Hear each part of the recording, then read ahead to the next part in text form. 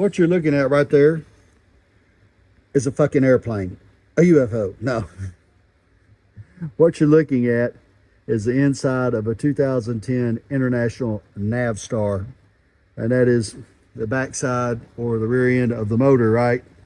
And what has happened is that, let me switch the camera around. What has happened is it was brought in because it was throwing a lot of EGR faults, nothing specific. EGR actuator, ain't opening, EGR's left to center. We got a problem with the EGR. EGR, no. And so to get in there, we had to remove the seats,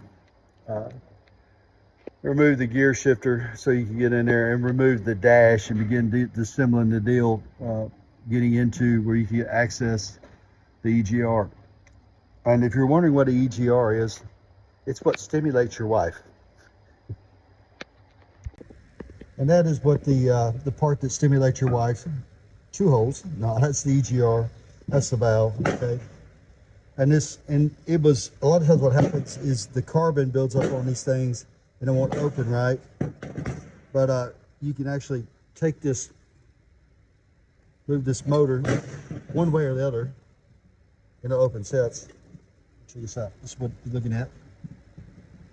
You can see it. I get the light right. See, it's hello, EGR, hello, wifey. And so it was working right, and what was wrong with it was the thing on the end. This is where all your babies come from. Now that's the stepping motor, and so rather than just replace the step motor, we just replace the whole thing, right, and call it good. That's what's going on right here. And that is part of that beloved after treatment system to reduce emissions, right? And this truck, after it's put together, will produce very, very small emissions. But meanwhile, John Kerry and all them assholes in Washington will fly around in their jets and dump millions and millions of tons of carbon into our system and then tell you that, hey, you've got to have a DPF. Hey, you got an EGR. Or better yet, get them DOT boys hopped up on them emissions and go around with scanners and see if your truck's deleted. Yeah, but meanwhile, they can run their airplanes around and do whatever they want to do. What's that chick's name that's got a bad body that sings all that terrible music? Taylor Swift, yeah. She's a carbon dumper for real. And so we'll put the EGR valve back on there. We'll reconnect all the hoses. That's Conrad's doing right there. Y'all say hello, everybody. What up? And then right there he is. Clean up all those connections. And we'll begin putting a part on and reassembling it.